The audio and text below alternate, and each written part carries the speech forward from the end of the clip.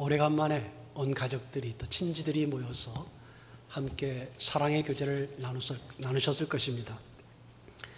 근데 사랑의 교제와 오래간만에 만난 반가움과 기쁨이 있으면서 또 한편은 아마도 그 관계에 따라서 좀 복잡한 마음도 있지 않았을까 생각도 합니다. 사랑하는 마음과 또 서운한 마음 이런 것들도 섞여 있는 경우가 많이 있는 것 같습니다. 이 가족 관계는 참 어렵습니다.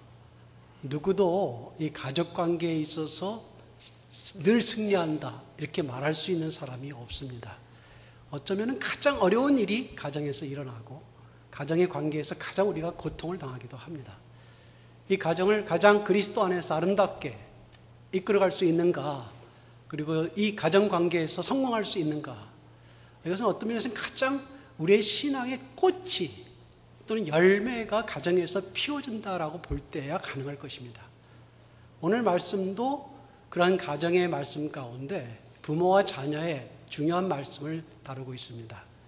여러분, 제가 지난번에 말씀을 드렸지만 이 말씀은 5장 21절에 그리스도를 경외함으로 서로 복종하라 또는 복종하자라는 이 말씀과 관련이 되어 있습니다. 복종한다는 말은 굴복한다는 뜻이 아니라고 이야기 드렸습니다. 물론 우리가 신적 대상, 예수님과 같은 그런 분에게 할 때는 우리가 그분에게 복종적 의미가 강합니다.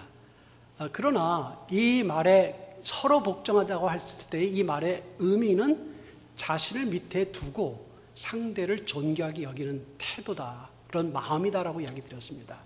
그렇게 서로의 관계에서 자신을 낮추고 상대를 높여주는, 남편을 높여주고 아내를 높여주고 부모를 높여주고 자녀를 인정해주고 높여주고 또 서로의 관계 속에서 그렇게 하는 것을 바울이 말하고 있고, 그 말씀에 대한 구체적인 이제 부모와 자녀 간에 어떻게 해야 될 것인가 라는 말씀을 오늘 주시는 말씀이다, 이렇게 볼 수 있겠습니다.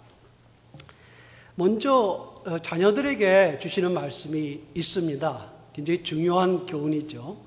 자녀들에게 바울은 두 가지 이야기를 해주고 있는데, 첫째는 순종하라라는 명령입니다. 순종하라. 순종하라는 것은 복종하다라는 말과 관련이 있다라고 제가 이야기 드렸습니다.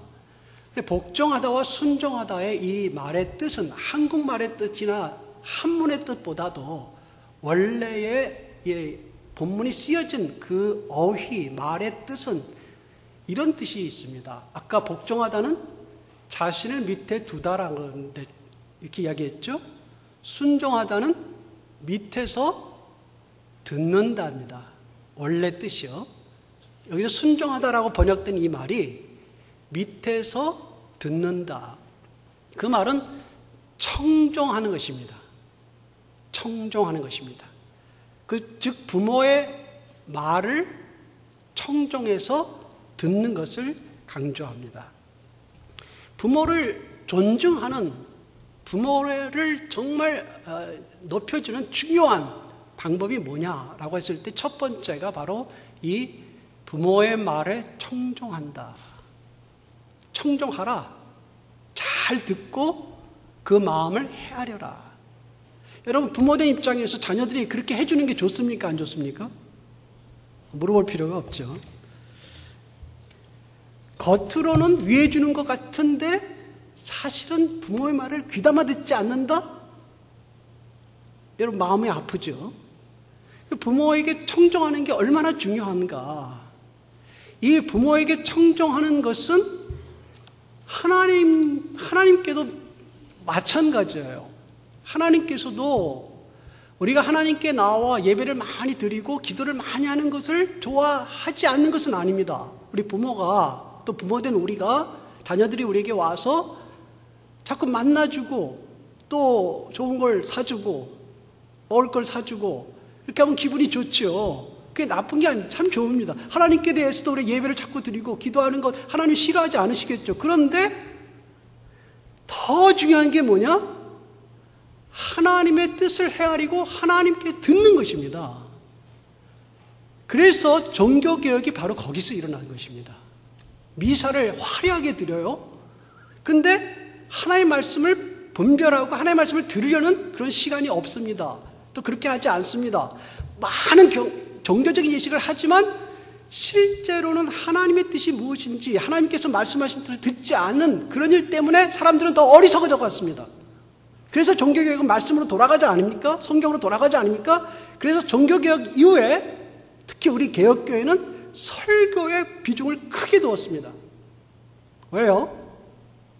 설교를 통해서 하나님의 뜻이 전달되고 하나님께서 뭘 말씀하시는가, 무엇을 원하시는가, 우리는 어떻게 그 하나님을 어떤 분으로 그 말씀에 따라 믿어야 되는가, 어떻게 살아야 되는가를 강조하기 위해서 설교의 비중이 높아진 것입니다.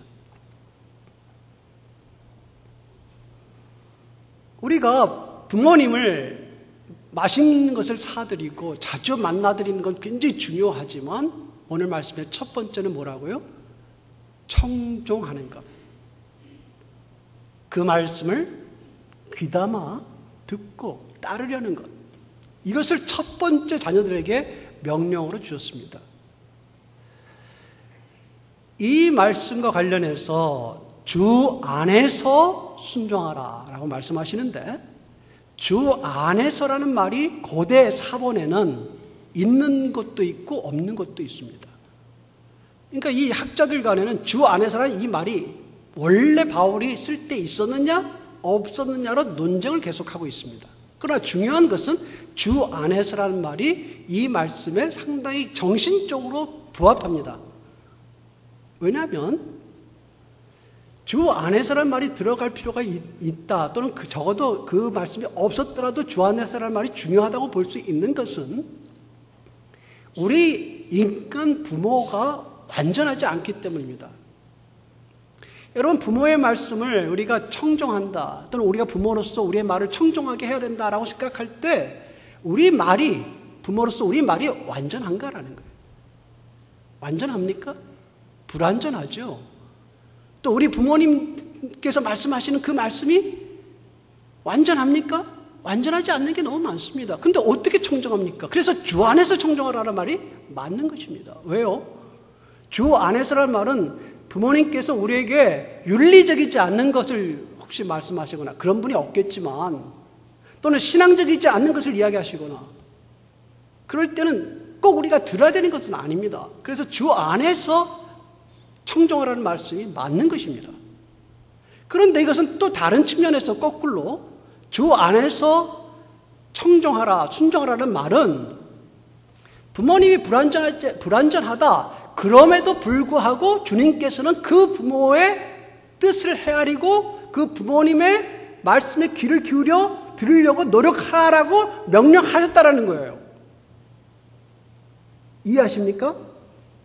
주 안에서라는 말은 부모님이 비록 부족하고 지혜가 좀 약하다 할지라도 그분의 뜻을, 그분의 말씀하고자 하는 뜻을 잘 헤아려서 가급적 들으려고 노력하는,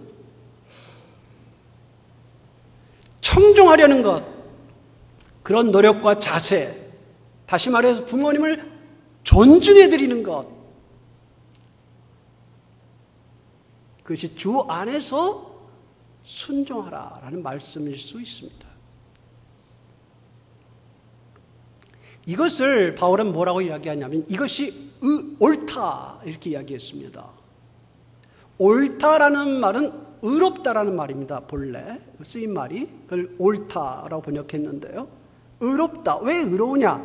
하나님께서 그걸 착하고 의롭고 옳은 행동으로 인정하신다 이 말입니다. 부모님이 좀 우리가 볼 때 부족해도 그분의 말씀에 귀 담아 들으려고 하고 그분을 소중하게 생각하고 존중하는 것을 하나님께서 의로운 것으로 보신다 이 말입니다. 옳다고 보신다 이 말입니다.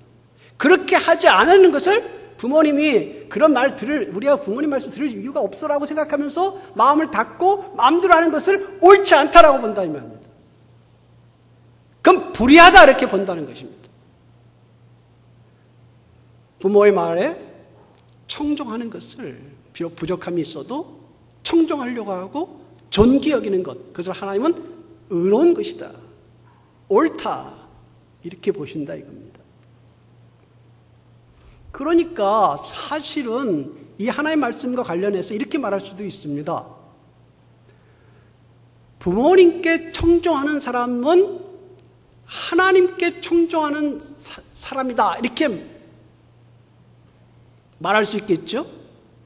부모님께 청종하는 사람이 다 하나님께 청종하는 사람은 아니지만 하나님께서 부모에게 순종하라, 청종하라고 하셨으니까 그 말씀을 청종하는 자는 귀 기울여서 하나님의 뜻에 대하여 듣고 순종하려고 하는 자는 부모님의 말씀에 청종하는 자가 되는 것이 당연합니다. 맞습니까? 두 번째 우리에게 중요한 말씀을 주시는데요. 그것은 내 아버지와 어머니를 공경하라 이렇게 이야기하십니다. 공경하라는 말은 청종에서부터 또 나오는 연결된 말이라는 것을 여러분이 아실 것입니다. 이 공경하다라는 말은 이 가치 있는 것, 또 영예로운 것에서부터 이런 말에서 나옵니다. 가치 있고 영예로운 것. 그러니까 아까 말씀과 연결되어 있어요.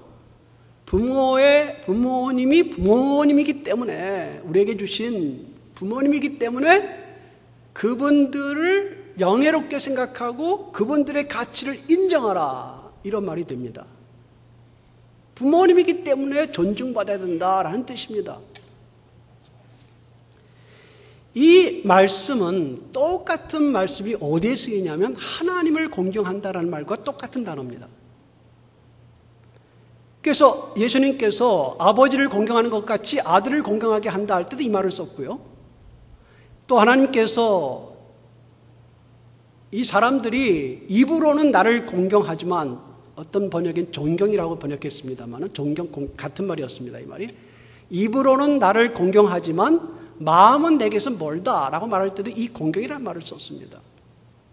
이 말은 입으로는 나를 공경한다는 말은 말로는 하나님을 섬긴다, 하나님을 사랑한다, 하나님을 예배한다 하지만 마음으로는 하나님을 정말 존귀하게 여기지 않는다라는 말인데 이 공경하다는 말이 똑같이 부모를 공경한다는 말이 쓰입니다.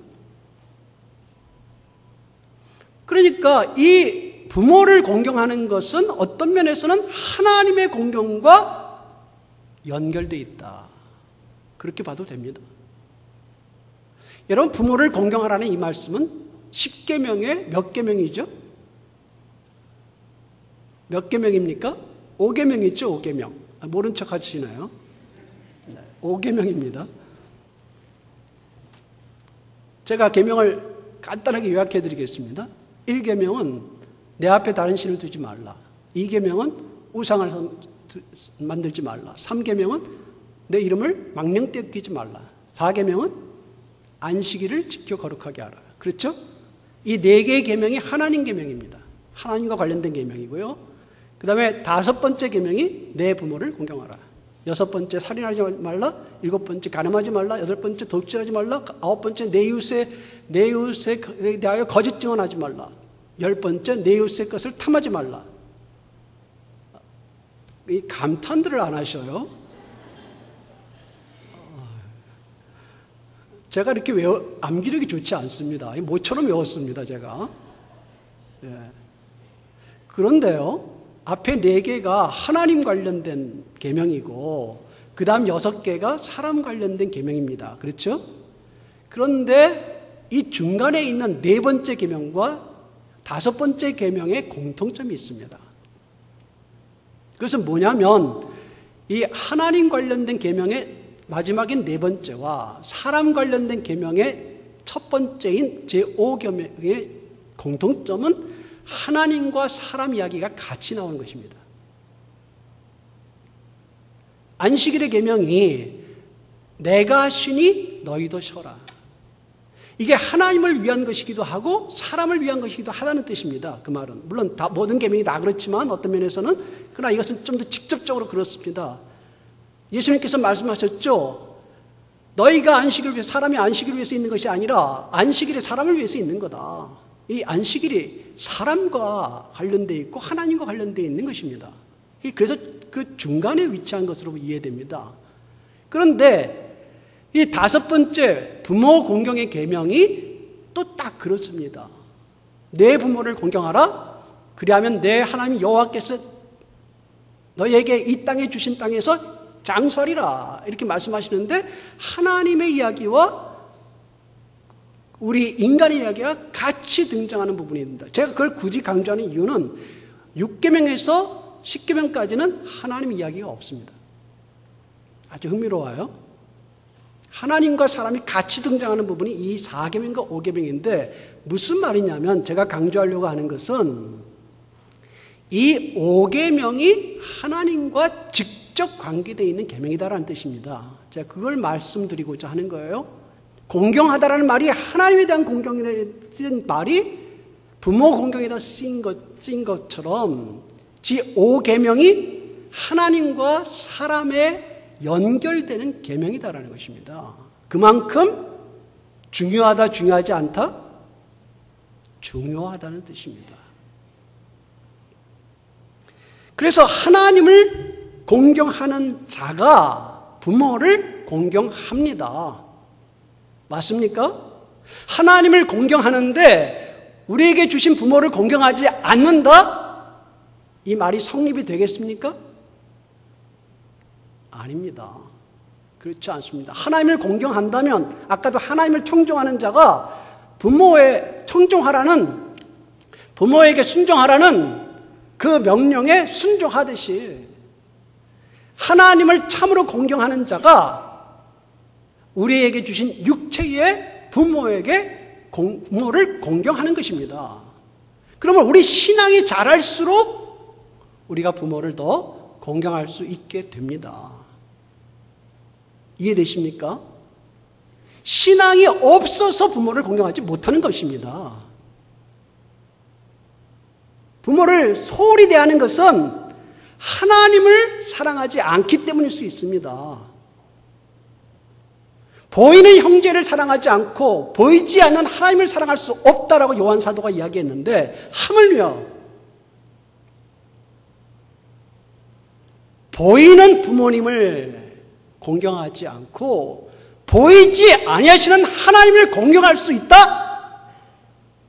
아닙니다.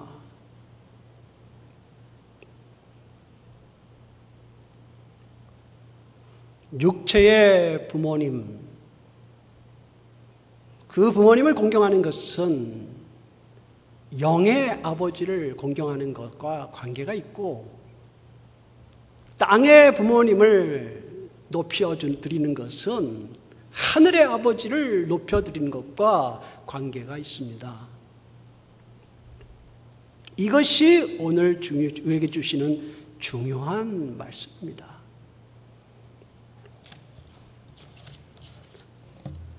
내 아버지와 어머니를 공경하라 이렇게 말씀하시는데 그 내 아버지와 어머니를 이라고 말하는 것은 이렇게 볼 수 있겠어요.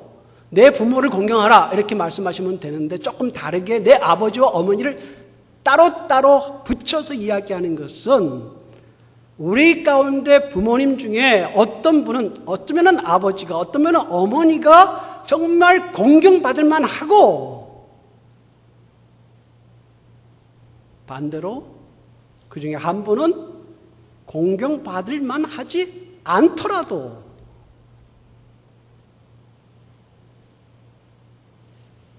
그런 외적인 것이나 그분들이 살아온 행적 때문이 아니라 그분들이 부족하고 부족하지 않아서가 아니라 내 아버지니까 내 어머님으로 공경하라. 그것이 하나님을 섬기는 것이다 라고 말씀하시는 것입니다.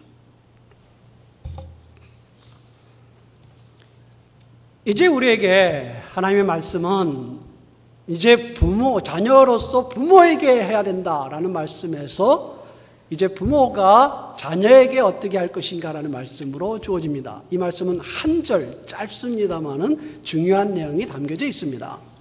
그런데 흥미로운 것은 이 부모가 자녀에게 어떻게 해야 된다라는 말씀을 주실 때 이 아비들아 하면서 주셨어요. 뭐가 빠졌습니까? 예, 어미들아가 빠졌습니다. 제 아버지들아 하고 어머니들아, 근데 어머니들아가 빠졌어요. 왜 빠졌느냐?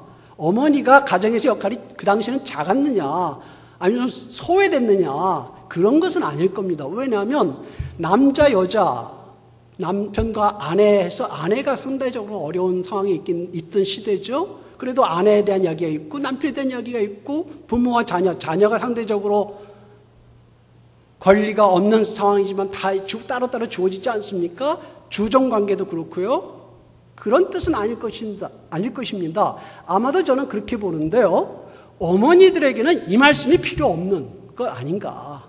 어떤 본능적으로. 자녀들을 무한대로 사랑하니까 어머니들은. 요즘은 그렇지 않은 분들이 좀 있습니다만. 그렇죠? 그래서 지금도 젊은이들이 군대 가서 힘들 때 어머니 불러보라 그러면 어떻게 됐습니까? 다 울어요. 어머니 하면서. 어머니의 그 한없이 준 사랑에 대하여 부인할 사람이 거의 없다는 이야기입니다. 어머니는 그래요. 그래서 어머니 하면은 좀 짠한 게 있지 않습니까? 제가 제 아내를 보면서 느껴요. 제 아내가 아이에게 해주는 게 대단합니다. 제게 해주는 거는 못 미쳐요, 거기에. 제가 지금 불만을 터뜨리는 것 아닙니다. 어머니는 어머니입니다. 어머니 힘들 때 저를 도와주기가 쉽지 않아요. 그렇지 않습니까? 저도 요구하는 게 힘들고요. 그런데 힘들어도 자식에게 하는 건 또 다릅니다. 힘이 어디서 나오는지 모르겠어요. 그 힘든데. 그게 어머니예요, 어머니. 물론 오늘 말씀은 어머니들을 제외하고 아버지들에게 주는 말씀은 아닐 것입니다. 원칙적으로 이 말씀은 부모님들에게 하는 말씀이지만 이 어머니들의 사랑은 그렇다는 것을 우리가 인정하고 넘어갈 수밖에 없겠습니다. 오늘 말씀에서 부모들에게 자녀들에게 해야 될 것이 뭐냐 했을 때 첫 번째는 내 자녀를 노엽게 하지 말라 이렇게 번역이 됐는데요. 이 노엽게 하다라는 것은 경노하다라는 말이에요. 몹시 화내게 하다라는 뜻입니다. 그러니까 자녀들이 부모의 말과 행동 때문에 그 마음에 분이 가득해지는 거예요. 화가 나는 거예요. 그 마음에 쓰라림이 생기는 것을 말합니다. 당시에 로마 제국 시대에 그 아이들의 생사여탈권, 즉 죽일 수도 있다라는 거예요, 부모가. 그런 권한이 사회적으로 주어졌습니다. 법적으로 사회적으로 용인된다 할지라도 부모가 해야 될 것은 그 자녀들의 마음을 헤아리는 것입니다. 존중하는 것입니다. 그래서 이것도 서로 복종하라에 걸리는 말씀입니다. 자녀들의 마음을 헤아려서 자녀들의 마음에 상처가 나지 않도록 지나친 책망을 하지 말아야 되고, 또 저는 그런 생각을 했습니다. 아마도 우리 자녀들이 제일 싫어하는 것 중에 하나는 비교당하는 것 같아요. 비교당하는 것. 저는 우리 부모님으로부터 비교를 많이 당하지는 않았던 걸로 기억하고 그런 특별한 게 없는데, 그래도 젊었을 때 한 번, 대학 시절에 한 번 그 말씀을 들은 게 있는데 아직도 기억이 나요. 한 번 들었는데 집 앞에 어떤 제 나이 또래 학생이 있었던 것 같은데 뭔가 비교를 하셨어요. 어머니께서. 그게 지금도 기억나요. 근데 뭘 비교했는지 기억이 안 나는 것은 그렇게 심각하진 않았던 것 같아요. 그러나 한 가지 기억나는데 기분이 나빴다는 거예요.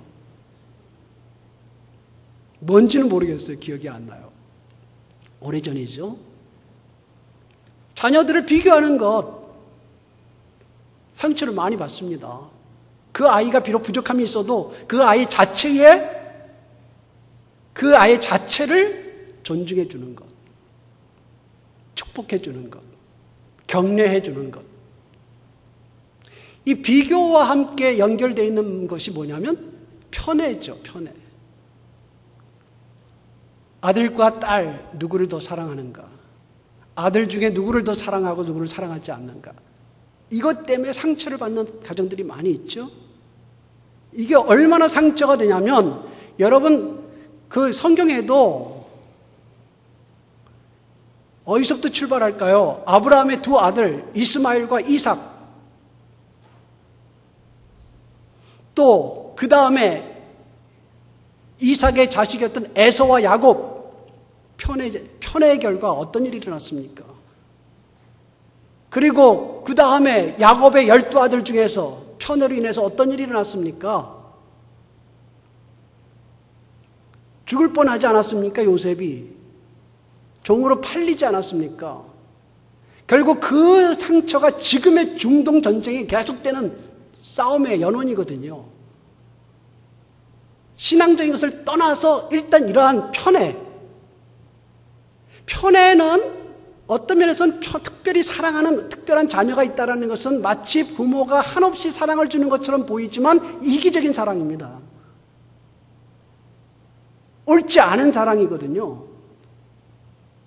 그것이 그 사랑을 받지 못하는 자녀는 상당한 상처를 받게 되는 것이죠. 여러분 그런 상처를 받은 적은 없습니까? 여러분이 자녀로서? 혹시 그런 상처를 또 주지는 않습니까? 또 결혼해서 아들과 며느리를 차별하는 거, 딸과 사위를 차별하는 거, 이것도 마찬가지입니다. 여러분 아들과 며느리가 둘이 하나가 합쳐서 한 몸이 됐으므로 똑같은데 내 배에서 난 자식이므로 아들은 더 소중히 여기고 며느리는 소홀히 여긴다면 그게 결국은 시간이 흘러가면서 그 가정의 분란에 다툼의 씨앗이 될 텐데 뻔할 텐데 내가 내 자식만을 챙기기 때문에 며느리를 소홀히 하기 때문에 내가 내 딸만 챙기고 사위를 소홀히 하기 때문에 그런 일보다는 앞에 이야기가 더 많겠습니다만 결국 그것이 나중에 분열의 씨앗이 되고 갈등의 문제를 일으킬 것인데 그것이 모든 드라마의 시작인데 그게 정당한 것입니까?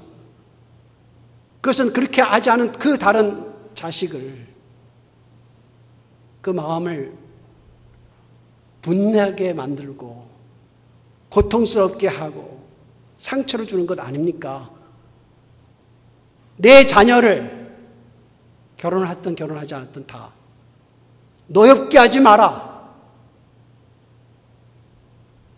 이렇게 부모에게 말씀하시는 거거든요. 우리가 배워야 될 것들이 있는 것입니다. 두 번째 말씀은 그들을 양육하라라는 말씀입니다. 양육하라. 양육하라라는 것은 부모가 자녀들을 해야 될 당연한 것이죠. 양육하다라는 말은 어디서 나오냐면 먹이다라는 말에서 나옵니다. 그러니까 부모가 자녀들을 배고파하지 않게 먹여주고 입혀주고 돌봐주는 것, 이것이 부모가 해야 될 일 맞습니다. 그렇죠? 그것이 양육하다라는 말입니다. 그들을 양육하라. 그러면 부모가 자녀들을 위해서 한없이 해주는 것 나쁜 것 아닙니다. 좋습니다.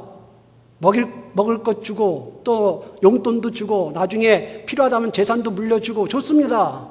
우리가 돌보고 양육해야 되는 건 맞습니다. 그런데 바울은 이 말씀을 통해서 하나님께서는 우리에게 무엇을 이야기하십니까? 무엇으로 양육하라? 그렇게 물질과 다른 것을 다 주는 것만이 아니라 주의 교훈과 권고로, 훈계와 권고로, 같은 말이겠습니다만은 그것은 훈계와 권고라는 것은 가르치는, 주님의 말씀으로 가르치고 또 책망하고 주님의 말씀으로 이끌어주는 것을 말하는데, 즉 주의 말씀으로 가르치라는 말인데, 이 말은 주의 말씀으로만 가르치고 다른 것은 양육하지 말라는 뜻은 아닐 것입니다. 줘야 되죠. 사랑을 줘야 되고요. 물질도 줘야 되고요. 먹을 것을 줘야 되죠. 그런데 어떤 원리에서 주느냐 했을 때 주의 말씀의 원리에서 그 원리를 따라 주는 것입니다. 그러므로 우리가 이 말씀을 이해할 때는 우리가 돈이 있다고, 재물이 있다고 해서 우리가 많은 것을 가지고 있다고 자녀들에게 한없이 주는 것을 말하는 거 아닙니다. 그게 그에게 독이 될 수 있습니다. 주의 말씀을 따라줘야 되는 것입니다. 물질을 어떻게 관리할 것인지를 알려줘야 될 것입니다. 많은 재산이 너에게 주어질 때 그 재산을 어떻게 쓸 것인가. 또 부모는 하나님께 주신 그 물질을 이웃을 위하여, 사회를 위하여, 교회를 위하여 어떻게 쓰고 있는지를 보여줘야 될 것이고, 그것을 따라서 자녀들에게 물질을 주면서도 그 원리를 가르쳐줘야 될 것입니다. 비록 물질이 없어서 부모가 나눠줄 것이 없고 유산으로 남길 것이 없을 때라도 부모가 물질이 없어도 당당하게 살고 있던 것을 보여주면 신앙적으로 물질이 없다고 마음이 궁색하지 않고 이 땅의 물질이 아무것도 아니다 라는 신앙적 자세와 당당함을 자녀들에게 유산으로 줄 수 있다면 그것도 큰 것입니다. 그것이 주님의 말씀으로 훈계와 권고로 양육하라라는 말씀에 들어갈 것입니다. 사랑을 한다고 다 되는 것이 아니라 정당하게 사랑할 것. 아까도 말씀드렸습니다마는 편애와 편견으로 사랑하는 것 아니라 내 가족이기 때문에 사랑하는 것만이 아니라 어떻게 이웃을 사랑하고 형제를 사랑하고 어떻게 연약한 자를 사랑할 것인지 말씀으로 가르쳐 줄 때 그것이 주님의 훈계와 권고로 양육하는 것일 것입니다. 이 말씀은 단지 우리가 가정에서 기도를 많이 하고 예배를 많이 드리는 것, 그것은 수단입니다. 중요하죠. 그러나 말씀으로 가르친다는 건 그 정신을 특별히 이 땅에서 어떻게 살아야 하는가, 말씀 가운데 부모가 어떻게 살아야 하는 것을 보여주고 또 그걸 가르쳐주고 이 땅에서 너희도 물질과 관련해서, 이웃과 관련해서, 세계와 관련해서, 교회와 관련해서 특별히 하나님께 대하여 어떻게 살아야 될까. 이렇게 하는 것이 바로 부모가 자녀들을 양육하고 돌보는 것입니다. 다시 말씀을 정리하겠습니다. 부모는 자녀들에게 부모에 대해서 주신 말씀 두 가지입니다. 하나는 무엇이죠? 순종하라, 청종하라. 두 번째는 공경하라. 부모가 자녀에게 해야 될 것은 두 가지입니다. 첫째는 노엽게 하지 마라. 두 번째는 주의 말씀으로 양육하라. 결론을 내겠습니다. 네 가지 말씀을 간단하게 드리겠습니다. 첫째는 이 말씀을 우리에게 먼저 적용해야 됩니다. 이 말씀을 들으시면서 여러분은 어떻게 들으셨습니까? 혹시 여러분은 자녀들에게 하신 말씀을 들을 때에 자녀들이 부모에게 이렇게 한다고 들었을 때 왜 우리 자녀는 이렇게 하지 않을까? 이렇게 생각하셨습니까? 아니면 우리가 상대적인 자녀로서 우리 부모에게 참 못했구나, 열심히 해야 되겠다 이렇게 들으셨습니까? 또 부모가 자녀에게 하라는 말을 들었을 때 여러분 어떻게 들으셨습니까? 왜 우리 부모님은 이렇게 나를 가르치지 않았을까? 이렇게 생각하셨습니까? 아니면 우리가 부모로서 어떻게 해야 될까? 이것을 더 생각해 보셨습니까? 다시 말해서 우리의 상대가 되는 우리 부모님이나 우리 자녀들이 우리에게 어떻게 할 것을 요구하기 위해서 이 말씀을 듣지 마시고 우리가 부모로서 또 우리가 자녀로서 어떻게 해야 될 것인지를 생각하고 이 말씀을 듣고 순종해야 한다는 것입니다. 둘째, 오늘 이 말씀은 신앙과 관련이 있습니다. 하나님에 대한 신앙이 자라나면 이러한 부모님에 대한 태도와 마음과 자녀들에 대하여 어떻게 할 것인가에 대한 지혜도 자라나게 되어 있습니다. 그렇게 못하는 이유는 우리의 신앙이 부족하기 때문입니다. 다시 말해서 우리의 자녀들이 우리에게 부모의 이 말씀대로 우리 부모를 존중하지 않는 것은 그가 신앙이 약하기 때문입니다. 그러므로 그의 신앙이 잘 자랄 수 있도록 기도하고 도와줘야 됩니다. 직접적으로 왜 이렇게 안 하느냐 이렇게 하기보다도 그가 신앙이 자라면 부모를 공경하게 될 것입니다. 우리 부모님들도 신앙이 자라시면 또 우리가 부모로서 우리가 신앙이 자라면 자녀들을 그렇게 대할 것입니다. 셋째, 서로에게 하지 못한 것을 좀 미안하게 생각했으면 좋겠습니다. 제가 자녀로서 부모님께 충실하게 그렇게 못한 부분들을 생각하고 좀 미안하게 생각했으면 좋겠습니다. 또 반대로 우리가 부모로서 자녀들을 이제까지 길러왔을 때 자녀들을 정말 이렇게 잘 길렀는가 할 때 좀 부끄러움을 느꼈으면 좋겠습니다. 아니, 하나님 앞에서만이 아니라 서로에 대해서요. 부모님께 대하여 좀 미안한 마음을 갖고 자녀들에 대해서도 조금 미안한 마음을 좀 갖고 그 자녀들이 마음에 상처가 없기를 하나님께서 그 마음을 채워주시기를 우리가 못다한 공경 앞으로 열심히 해야 되겠지만 부모님에 대하여 못다한 그 부분을 하나님께서 채워주셔서 그 마음에 서운함이나 어려움이 없으시도록 우리가 그런 마음을 좀 가질 필요가 있습니다. 넷째, 마지막입니다. 우리 마음에도 그런 상처가 있습니다. 알게 모르게. 우리 마음에도 부모님이 우리를 잘 못하신 부분들이 있을 수밖에 없습니다. 인간이니까. 근데 그게 생각나지 않습니까? 혹시? 여러분 마음에 부모님으로부터 충분한 사랑을 받지 못한 것이 생각나지는 않습니까? 그 마음을 하나님의 사랑으로 채워서서 하나님의 은혜로 치유를 채워서 서운한 것 때문에 못하지 말고 그걸 이겨내서 우리가 해야 될 일들을 부모님을 섬기고 공경해야 될 일들을 공경해낼 수 있는 자녀들이 우리에게 못한 것 때문에 우리가 마음속에 응어리를 갖지 말고 그 마음을 하나님의 무조건적인 사랑, 은혜로 채워서 그 마음에 치유를 받고 하나님의 은혜가 우리에게 강하게 부닥쳐 오니까 그런 것은 아무것도 아니다. 나는 충분히 사랑을 받았다. 하나님의 사랑을 받았다. 그러므로 이제 내가 나의 자녀들이 나에게 못한 것을 생각하고 그것 때문에 마음이 아파하는 것이 아니라 오히려 하나님이 나를 사랑하신 그 사랑이 넘쳐나서 자녀들을 넉넉히 더 사랑할 수 있다. 이렇게 되시면 좋겠습니다. 하나님의 사랑은 그만한 능력이 있습니다. 그래서 역시 신앙입니다. 하나님을 사랑하게 되고 하나님의 사랑을 받는 자가 결국 사랑을 이뤄내는 것입니다. 여러분에게, 여러분 가정에 누구도 완전히 승리할 수 없는 이 싸움.